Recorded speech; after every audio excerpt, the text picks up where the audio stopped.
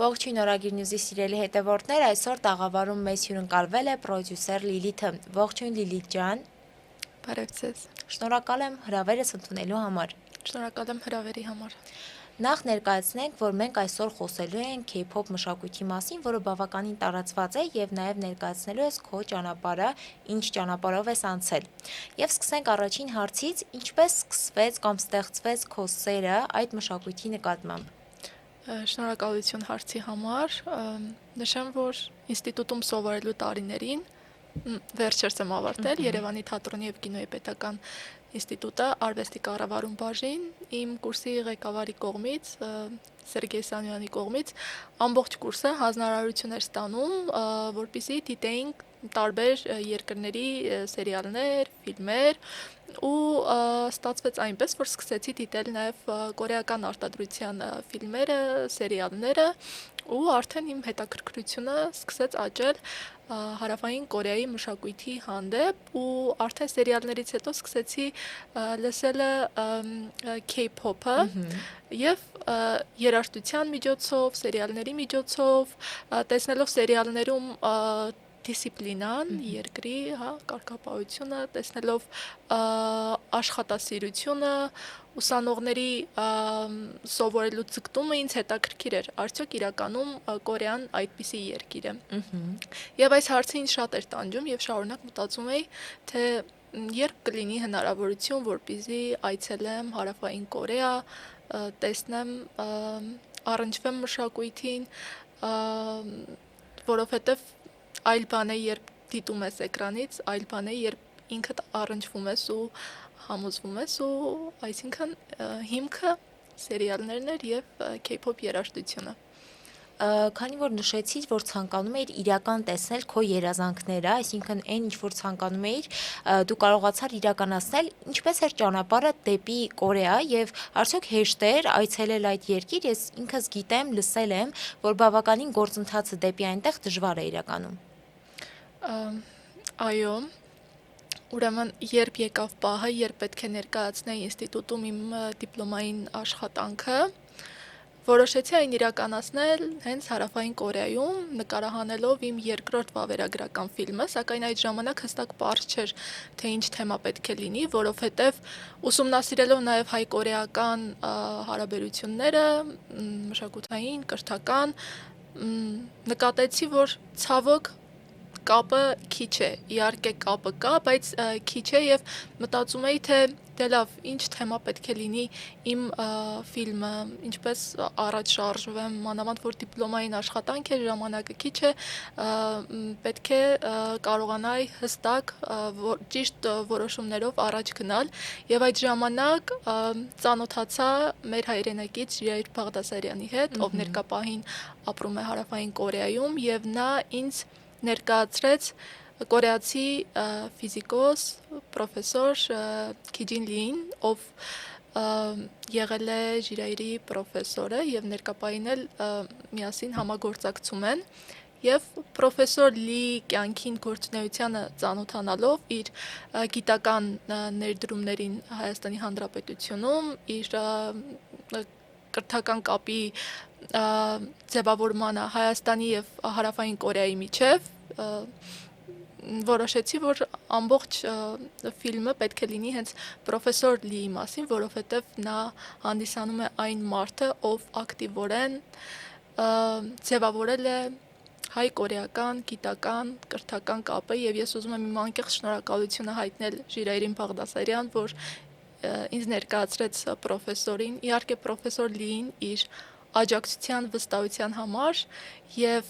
իհարկե իմ կուրսի ղեկավար Սերգեյ Սանոյանին, որովհետեւ իր խստապահանջ մոտեցման շնորհիվ ես կարողացա ներկայացնել, իրագործել այդ բարդ նախագիծը նամանավանդ, երբ որ Հայաստանում մենք չունենք Կորեայի դեսպանատուն, դա եւս մեծ մարտահրավեր էր, այսինքն ամեն անգամ պետք է փաստաթղթերը ուղարկել Ռուսաստանի Դաշնություն, այնտեղ գործող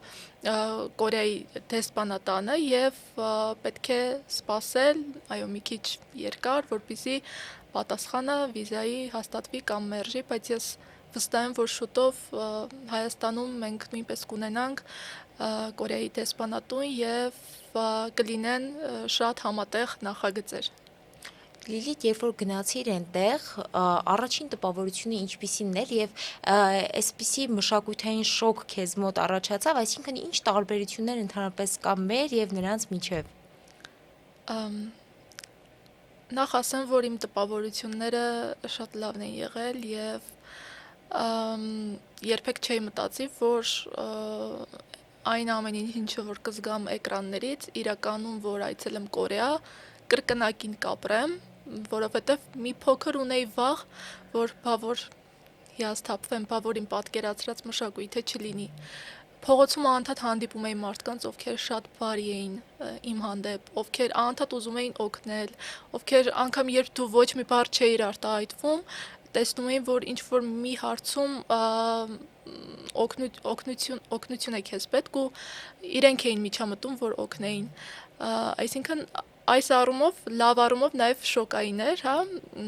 այդ փաստը։ Իսկ մշակութային, որ ասեմ, այլ մշակութային շոկ, որ ապրել եմ,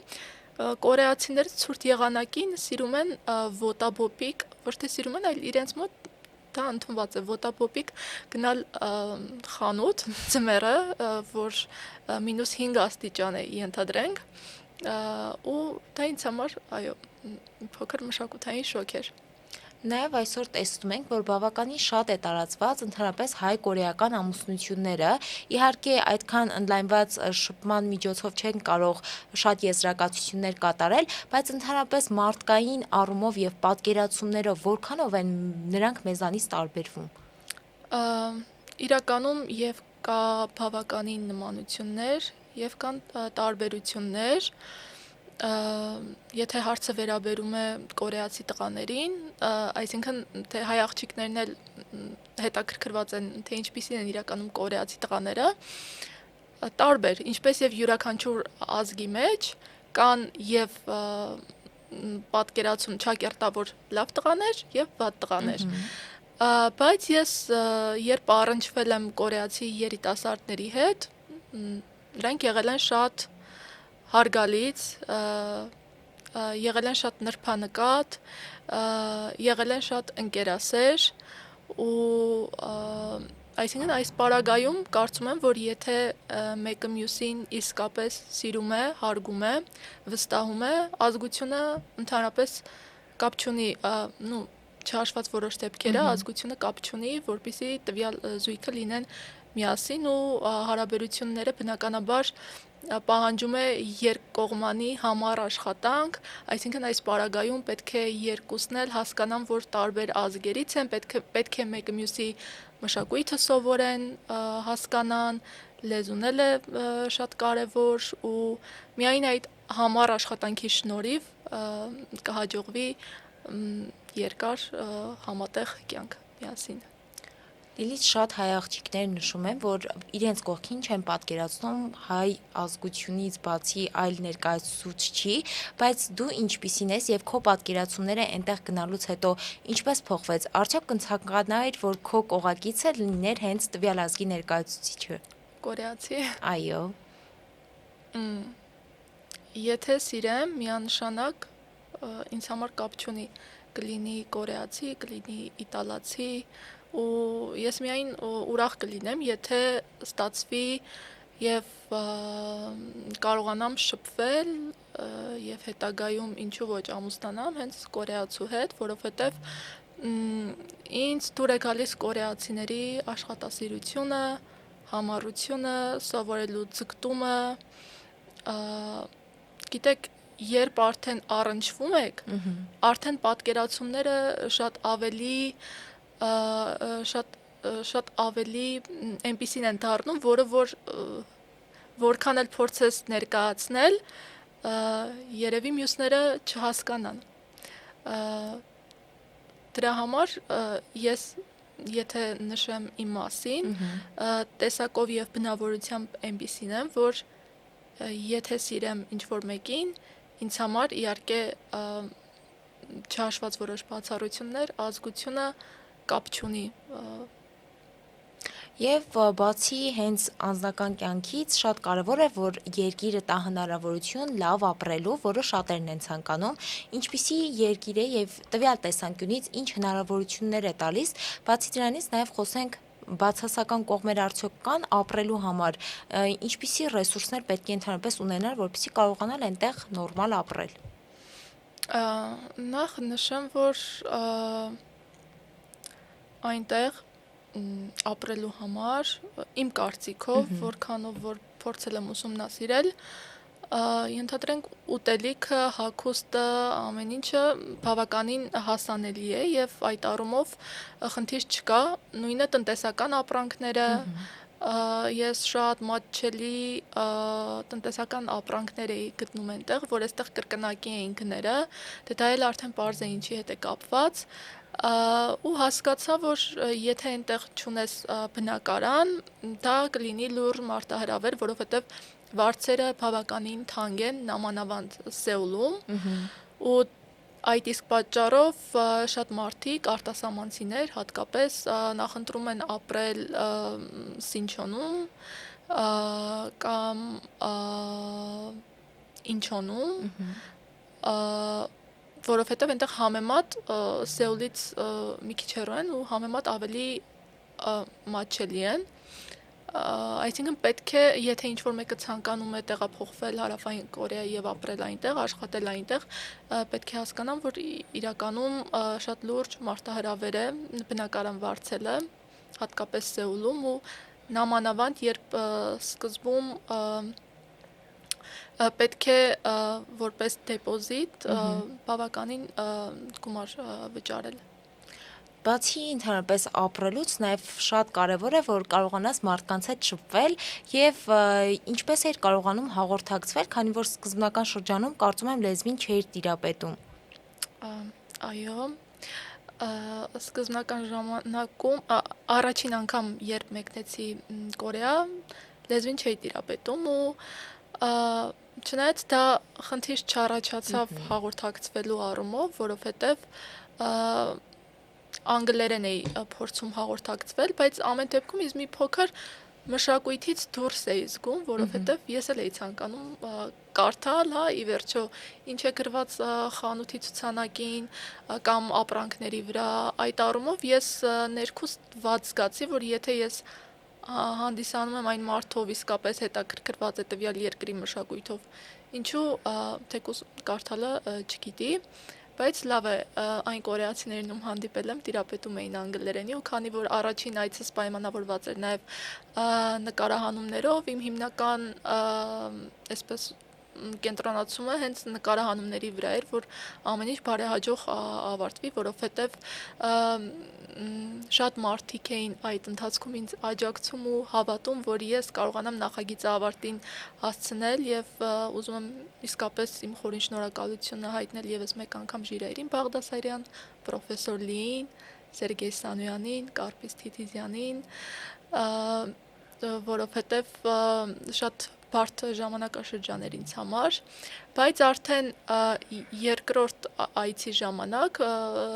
գիտեի գրել, կարդալ, ինքնուրույն սովորել էի, դա ավելի այսպես ավելի հետաքրքիր էր ինձ համար, որ կարողանում էի ներգրավել արդեն մշակույթի այն հատվածում, որը որ նախկինում խուսափում էի հենց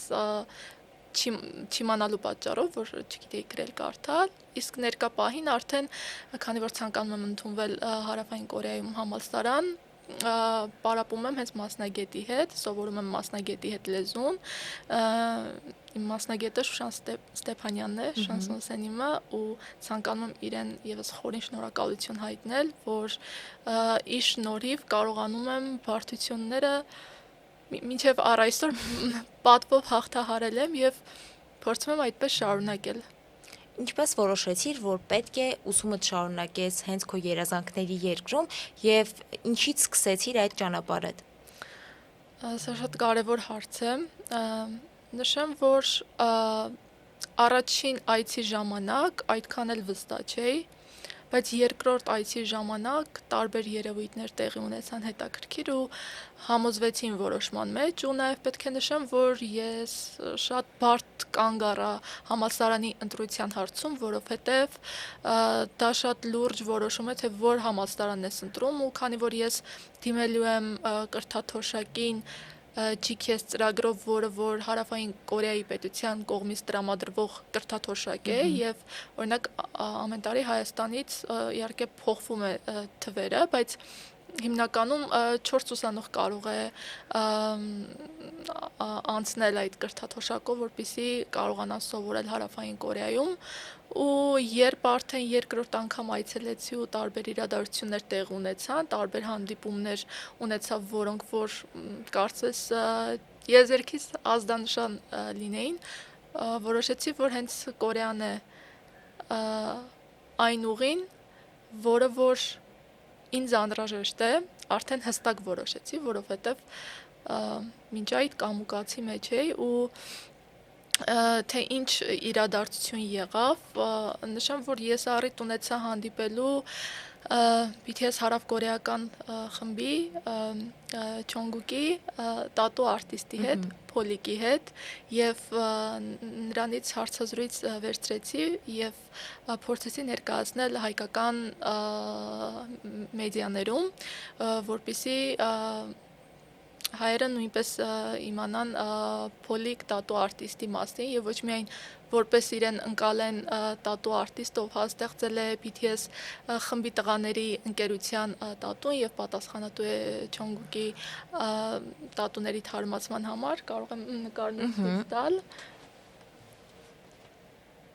Դեպ այս նկարը երկու անգամ ինձ հետ եղել է Կորեայում, սա շատ խորհրդանշական նկար է։ Փոլիկի աշխատանքներն են։ Ինչ են խորհրդանշում ընդհանրապես այդ տատուները, թե իրանք զուտ իր կարելի ասել նախընտրությունն են ընդհանրապես արտահայտում։ Տարբեր, որովհետև այստեղ մի նշան չէ, մի սիմվոլ չէ։ Նաև կա Պոլիկի անունը Չոնգուկի ձեռքին, որը որ ունի նաև իր պատմությունը, թե ինչու այդպես ստացվեց, որ Պոլիկի անունն էլ տաճվեց Չոնգուկի ձեռքին։ Այնտեղ կա նաև կորեական ավանդական դիմակը, կա ծաղկի նշան, որը որ ունի իր իմաստը, առանձին իմաստը եւ այդ հանդիպման ժամանակ, երբ այդ հնարավորությունը ստացա որպես երիտասարդ ստեղծագործող ներկայացնելու Պոլիկ արտիստին Հայաստանում, ում աշխատանքները նաև ցուցադրվում են Լոնդոնի Սատաչի արվեստանոցում, դա ինձ համար շատ մեծ ոգևորություն էր եւ նաեւ ես ուզում եմ շնորհակալություն հայտնել Օրագիր News-ին, որ ներկայացրեց այդ հանդիպումից դետալներ, նաեւ ուզում եմ շնորհակալություն հայտնել քեզ Թամարա ջան, որ այդ կարևոր իրադարձությունը լուսաբանվեց ու ես նկատեցի, որքան հայ երիտասարդներ իսկապես ոգևորվեցին այդ հանդիպումով եւ բացի Փոլիկի այդ հանդիպումից, ով ինձ շատ լավ ընդունեց եւ այդ հնարավորությունը տվեց իրեն ներկայացնելու Հայաստանում, նաեւ ես երբ Հայաստանում էի, դեռ չէի մեկնել, գնեցի ՊՍԱ-ի Summer Swag փառատոնի տոմսը համերգի եւ օրերը տարբեր էին, կար այդ համերգը հուլիսի 18-ին, 19-ին եւ 20-ին եւ քանի որ այդ համերգի ձևաչափը այնպես էր, որ տարբեր օրերի լինում են տարբեր արտիստներ հյուրեր, ես ավելի լարված էի ընտրում, չէի հասկանում, թե որ թիվը ընտրեի, որովհետև լարված էի, մտածում էի, բա որ իմ ամենասիրելի արտիստը Չոնգուկը լինի հյուր, հետո ես ինձ մեղադրելու եմ, ես ինչի ընտրեցի 18-ը, ոչ թե 19-ը ու իմ սիրտը կանգ առավ 20 թվի վրա եւ այդ օրը, երբ գնացի համերգին, անակնկալ հյուրներ համերգի, պրոֆեսոր Լի Դուստրը, Cielo 21 խմբից եւ անկեղծ շատ շոկային էմոցիաներ ապրեցի, որովհետեւ նայում էի շուրջ կողմս ամբողջ մարդկանց բազմությանը ու կանգնացի ես քարացած բեմում պրոֆեսոր Լի Դուստրը ու չէի գիտակցում դա իրականություն է թե չէ, որովհետև մտածում էի ինչպես այդ ամեն ինչը տեղի ունեցավ, որովհետև երբ փոքր երկրից մեկնում ես մեծ երկիր, նպատակով, երազանքով, ֆիլմը ստեղծելու հետ կապված, բայց նաև վախերով, իհարկե շատ անգամ ես մտածել եմ չի ստացվի, բայց այդ ժամանակ կանգնած բազմության մեջ դիտում էի մարդկանց, ինձ ու նաև Սիելին ու մտածում էի ես եմ եղել այն մարդով, պատիվ է ունեցել ստեղծելու իր հայրիկի մասին վավերագրական ֆիլմ, փոքր երկրից ու ես ինչի եմ փոքր երկիրը նշում, հիմա դա կմանրամասնեմ ու նաև ֆիլմի մեջ կա անդրադարձ Սիելի մասին, իր քույրիկի մասին, այսինքն ընտանեկան հատված էլ կա փոքր անդրադարձ ու չէի մտածի, որ այդպիսի անակնկալ հանդիպում կունենամ Սիելի հետ ու համերգի անակնկալ հյուրը կլինի Սիելը, որը որ ինձ համար իսկապես անակնկալ էր ու ինչ եմ նշում փոքր երկիրը, որ դա ինձ համար եղավ եւս մեկ դաս, որ իրականում կապ չունի դու որ երկրից ես, մեծ, փոքր, ինչ պայմաններում ես ապրել, մեծացել, որտեղից ես եկել, եթե հավատով ու մեծ սիրով ինչ որ բան ես ձեռնարկում, որ ստեղծես, ու արդեն ստեղծում ես, հնարավոր չէ, որ դու հետո այդ ամեն ինչի պտուղները չքաղես։ Ինչ որ մի կերպ տիեզերքը քեզ առնչելու է այդ պտուղներին եւ այդ հանդիպումն էլ ինձ շատ ոգևորեց, Սիելի հետի հանդիպումը, որ դա իմ ճանապարհն է, Կորեան իմ ճանապարհն է եւ ես որպես ստեղծագործող պարտավոր եմ ստեղծել այնպիսի նախագծեր, որը որ կկապի Հայաստանը եւ Կորեան, մշակութային կրթական ճանապարհները եւ կտա մյուս երիտասարդներին նույնպես հնարավորություն, որպեսզի իրենք այցելեն Կորեա, առնչվեն Կորեայի մշակույթին եւ մոտ լինեն այդ մշակույթին։ Իսկ Կորեայում Հայաստանի մասին ընդհանրապես ինչ պատկերացումներ ունեն եւ արդյոք գիտեին, որ օրինակ նման երկիր գոյություն ունի, քանի որ շատ եմ լսել, որ շատ երկրներում, որոնք օրինակ ավելի խոշոր են, հիմնականում փոքր պետություններին այդքան լավ չեն ճանաչում։ Իհարկե պետք է ամեն ինչ անել, որպեսզի ճանաչելիությունը ել ավելի մեծանա, բայց ես նաև զարմանում էի, որ ինչ որ տեղեր էի այցելում տարբեր, օրինակ երբ Շիլա հյուրանոցում անցկացվում էր Seoul X ցուցադրությունը, այնտեղ մի երիտասարդ ստեղծագործող, ով ներկայացնում էր իր արվեստի գործերը, գիտեր Հայաստանի մասին։ Ես շատ զարմացա, որովհետև բավականին երիտասարդ էր, երևի մի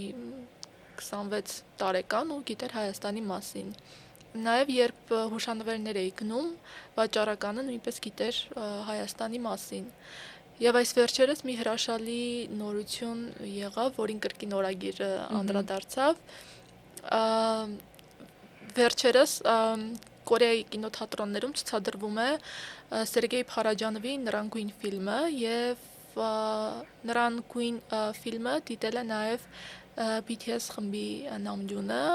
ով նաև անդրադարձել է, որ դիտել է ֆիլմը իր Viewers Edge-ում, որտեղ ունի 30 միլիոնից ավել հետևորդ,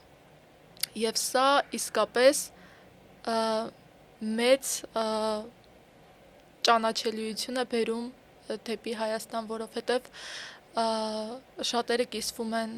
կորեացիները ֆիլմի մասին իրենց կարծիքներով, սկսում են արդեն ուսումնասիրել Փարաջանովի կյանքը, իմանում են, որ նա Հայաստանից է, եւ ես անկեղծ շատ ոգևորվեցի այդ նորությամբ, շատ ուրախացա եւ սա եւս մեկ անգամ փաստ է այն բանին, որ մշակույթը իսկապես շատ կարևոր է եւ պետք է մենք ամեն ինչ անենք, որպեսզի մեզ ճանաչեն մեր մշակույթով եւ ես շնորհակալ եմ բոլոր այն մարդկանց, ովքեր կազմակերպել են, ֆիլմը ցուցադրվել է, Փարաջանովի ֆիլմը Կորեայում եւ այսօր մենք տեսնում ենք աճող հետաքրքրությունը Հայաստանի մշակույթի հանդեպ։ Ընդհանրապես Կորեան բավականին արդյունավետ փափուկ ուժ է կիրառում հենց K-pop մշակույթի միջոցով եւ իրենք ունեն թե երգի խմբեր, թե հիմնականում ֆիլմերը, ֆիլմ արտադրությունը բավականին զարգացած է։ Քո սերը հենց օրինակ BTS-ի կամ այլ խմբերի նկատմամբ ինչպես է ձևավորվել եւ ինչ ես կարծում այսօր Հայաստանում բավականին շատ է նաեւ բացասական ալիքը նման խմբերի նկատմամբ։ Ինչու է նման կարելի է ասել հիմնականում հակակորեական տրամադրվածություններ կան։ Սկզբում երբ լսում էի երգերը, մի քիչ չէի ընկալում, որովհետև թե անծանոթ լեզու, երևի դա էր պատճառը, բայց հետո երբ սկսեցի կրկին լսելու, ամենակարևորը վերլուծել, թե ինչի մասին են երգերը, հասկացա, որ բացի, ժամանցից նաև ներկայացնում է արժեք, K-pop-ը ներկայացնում է արժեք, կան շատ խորը բառերով երգեր, որոնք դու լսում ես ու հասկանում ես, որ պետք է պայքարես, հասկանում ես, որ դու պետք է քեզ սիրես, հասկանում ես, որ դու չպետք է հանձնվես։ Ու նույնը BTS-ի շատ երգեր հենց դրա մասին են, Love Yourself, սիրիր ինքդ քեզ։ Ու ես կարող եմ նաև հասկանալ այն մարդկանց, ովքեր որ ունեն բացասական կարծիք K-pop-ի մասին կամ առհասարակ հատկապես BTS խմբի տղաների մասին, իրենց սանրվածքների պատճառով, բայց պետք է նշեմ, որ դա չի եղել տղաների որոշումը, թե իրենք ինչ պետք է հագնեն ու ինչ պետք է ներկեն, ինչ գույնի պետք է ներկեն իրենց մազերը ելույթների ժամանակ։ Դա որոշում է իրենց պրոդյուսերը, դա որոշում է իրենց խումբը։ Իրենք ոչ մի որոշմանը հատկապես երբ դեբյուտի տարիներին, երբ նոր իրենք որպես արտիստ ձևավորվում էին, խոսքի իրավունք շատ քիչ ունեին։ Եվ դա արդեն պետք է պրոդյուսերներին հարցնել, այ դուք ինչու եք որոշել, որ պետք է իրենց մազերը մեկինը լինի գազարագույն, մյուսինը կարմիր, ու բնականաբար դա էլ ունի իր պատճառը։ Այսինքն պրոդյուսերը այդ ամեն ինչը հաշվարկում է, որոշում է եւ հենց այնպես ոչ մի որոշում չի իրականացվում, հատկապես նման մեծ ընկերություններում, որն է Hybe, YG-ն, այսինքն ես նաև հասկանում եմ այն մարդկանց, ովքեր որ քննադատում են, որովհետև պետք է իրոք խորը վերլուծել այս թեման եւ հասկանալ, որ դա չի եղել արտիստների որոշումը։ Նաև շատ եմ լսել հիմնականում պատմություններ, որ ֆաները, ովքեր շատ են սիրում այդ արտիստներին, հաճախ շատ ծայրահեղ մոտեցումներ են ունենում եւ երբ որ իմանում են, որ տվյալ արտիստը օրինակ ունի ընկերուհի, շատ ծանր են տանում եւ չեմ հիշում օրինակ իրենց ինչպես էին դիմում, որ նույնիսկ հարձակումներ են իրականացնում, այսինքն վտանգավոր են ավելի դառնում։ Ընդհանրապես ինչպես է անձնական կյանքը տվյալ հայտնիների համար, հայտնի խմբի անդամների համար։ Սա շատ լուրջ հարց է, որովհետև կապ չունի K-pop idol կլինի, թե այլ ինչ-որ արտիստ կլինի, յուրաքանչյուր արտիստ ունի իր անձնական կյանքը ու պետք է իսկապես արտիստներին սիրող մարդիկ հասկանան, որ այդ արտիստը իրավունք ունի երջանիկ լինելու այն մարդու հետ, ում հետ որ ցանկանում է։ Եվ իհարկե յուրաքանչյուր գործողություն երբ իրականանում է, պետք է առաջինը մտածել, որն է այդ գործողության պատճառը, հետևանքային կապը, նույնը ֆանատների այդպիսի արձագանքը, բայց ես ուզում եմ խորհուրդ տալ, որ մենք պետք է հասկանանք, որ նրանք մեզպես մարդիկ են, ունեն սիրտ, հոգի, ունեն էմոցիաներ եւ պետք է մենք շնորհակալ լինենք նրանց, որ ստեղծում են գեղեցիկ երաժշտություն, ներկայացնում են մեզ իրենց քունը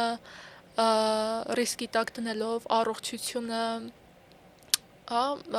սննդակարգի մեջ են լինում, հատուկ որպեսզի կարողանան բեմում ավելի էներգիայով ելույթ ունենան, շատ ավելի սև հատվածներ կան, այս թեմայի մեջ, որ իրենք անցնում են այդ ամեն ինչի միջով մեզ համար եւ մենք պետք է կապ չունի ինչ որոշում կլինի իրենց կողմից, պետք է հարգենք իրենց յուրաքանչյուր կայացրած որոշում, որը որ իրենց երջանկացնում է։ Նաև շատ են հիմնականում դեպքերը, երբ որ խմբի արտիստները օրինակ կարողանում են հուզականորեն չդիմադրել եւ ինքնասպանության փորձեր են եղել,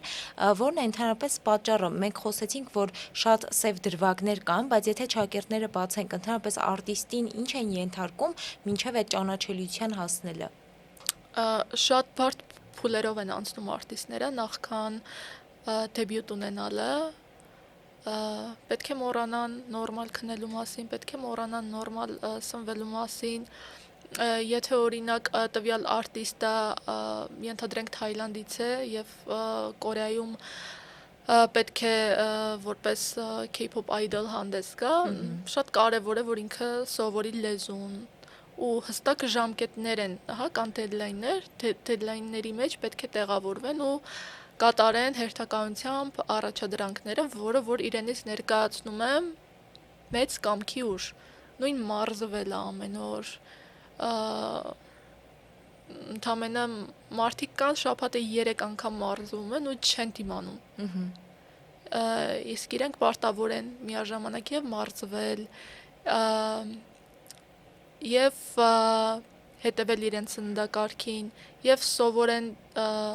լեզուն, եթե տվյալ երկրից չեն, նաև ունենում են հատուկ հոգեբանության դասեր, ունենում են այլ դասեր, որը որ շատ կարևոր է բեմում ելույթ ունենալու համար, եւ բնականաբար այս փուլով անցնելը շատ բարդ է, եւ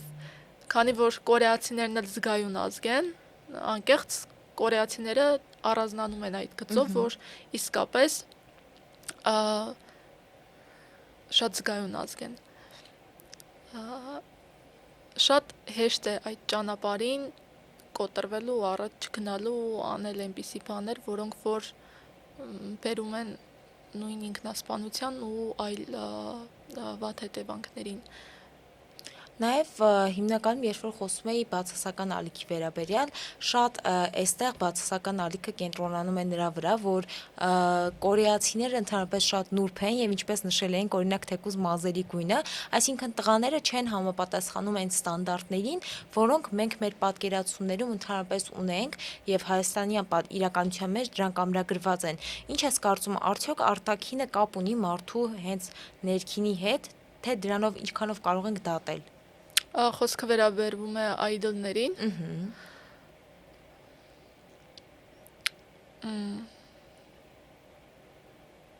Ես շատ կուզեմ, որ Հայաստանում այն մարդիկ, ովքեր որ քննադատում են, հասկանան, որ իրենք արտիստ են ու արտիստները, ինչով են առանձնանում, որ իրենց յուրաքանչյուր ելույթի ժամանակ կարող են մազերը կտրել, կարող են ներկել գունավոր, կարող են հագնել տարբեր շորեր ու դա ընդհանրապես կապ չունի նրա հետ, թե ինչպիսին են իրենք իրական կյանքում։ Մենք իրենց տեսնում ենք էկրանում, այնպես ոնց մեզ թողնում են, որ մենք ճանաչենք ու վերջ, այդքանով սահմանափակվում է, բայց ով են իրենք իրական կյանքում։ Մենք ոչ մեկս չենք կարող դա ասել, որովհետև մենք իրական կյանքում չենք շփվում։ Նույնը կարող եմ համեմատել, որ թեկուզ երբ մենք ինչ-որ մեկի պրոֆիլ ենք այցելում, Instagram, Facebook, թվում է, թե մենք այդ մարդու մասին ինչ-որ պատկերացում ենք կազմում, որ նա շատ երջանիկ է, որ նա շատ գեղեցիկ է, որ նա ոչ մի խնդիր չունի, կամ կարող ենք կազմել պատկերացում այն ինչը որ մենք մտածում ենք, բայց դա մեր միտքն է, ոչ թե իրականությունը։ Մենք պետք է կարողանանք հասկանալ ու տարբերել մեր միտքը, մեր երևակայությունը իրականությունից։ Լիլիթ, իսկ քո այցից հետո, երբ որ դու սկսեցիր արդեն առավել մեծ հետաքրքրություն ցուցաբերել, ընդհանրապես ընտանիքիդ անդամների ռեակցիան ինչպիսին է քո նման մեգա սիրո նկատմամբ եւ ինչպես են ընդունում քո մտահաղացումները, քո պայքարող տեսակը։ Ընտանիքս աջակցող ընտանիք է, այսինքն դրական են վերաբերվում ու շատ են ոգևորված, որ ներկա պահին փորձում եմ ընդունվել հարավային Կորեայում գործող Չուգանք համալսարանը, իսկ ինչու հենց այդ համալսարան, որովհետև այդ համալսարանը ամենահայտնի համալսարանն է հենց արվեստի ոլորտում, ու ես ուզում եմ երիտասարդներին, ովքեր որ ցանկանում են դիմել Հարավային Կորեա կրթության նպատակով, անպայման ուսումնասիրեն, թե իրենց մասնագիտությունը որ համալսարանում է հաջողված, որովհետև օրինակ ես շատ էի ուզում Յոնսե համալսարանում սովորել ու ունեի բոլոր այդ տվյալները այնտեղ դիմելու, սովորելու, բայց այնտեղ չկար իմ մասնագիտությունը։ Եվ ես ընտրեցի այն համալսարանը, որտեղ որ կար ու որտեղ որ զարգացած է ու ուժեղ է իմ մասնագիտությունը ու հատկապես այն մարդիկ, ովքեր որ հետաքրքրված են հետագայում K-դրամաների backstage-ում աշխատելու ուղղությամբ կամ նույն K-pop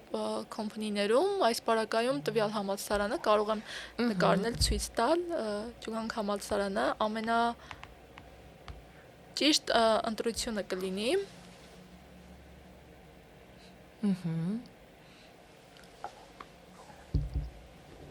Որպեսզի հետագայում նաև շարունակվի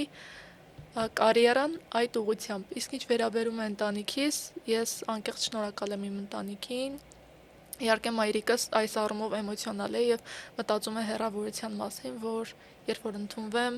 ինչպես պետք է 3 տարի հեռու, լինենք միմյանցից եւ այդ մասին շատ եմ մտածում ու ուզում եմ առիթից օգտվեմ ու ասեմ, մամ, ես քեզ շատ եմ սիրում, շատ մի մտածի։ Ես անպայման արձակուրդներին կգամ ու այս ամեն ինչը մենակ իմ համար չի, նաև ձեր համար է։ Վստահ եմ, որ երբ որ վերջացնես, անպայման սա դիտելու ես, որովհետև շատ կարևոր ինձ թվում է պահը, երբ որ քո կյանքի մի մասը մեզ ներկայացնում ես, ու խոսենք նաև մի փոքր նրանից ավելի ավարտուն ձևով, թե ինչ պատկերացում ունես, երբ որ օրինակ ընդունվես եւ կարողանաս քո նպատակը իրականացնել, ինչով ես զբաղվելու եւ ինչ ներդրում ես ունենալու հայ-կորեական հարաբերությունների ամրապնդման մեջ։ Քանի որ մասնագիտությամբ արվեստի կառավարիչ եմ եւ արդեն Չուգանք համալսարան դիմելու եմ որպես filmmaker, ֆիլմարտադրող, ցանկանում եմ իրականացնել տարբեր նախագծեր, չեմ ուզում դա լինի մեկ ուղղվածությամբ, որովհետեւ բնավորությամբ էլ հենց այդպիսին եմ, չեմ սահմանափակվում միայն մեկ ուղղությամբ ու ինձ համար իսկապես շատ կարևոր է հայ-կորեական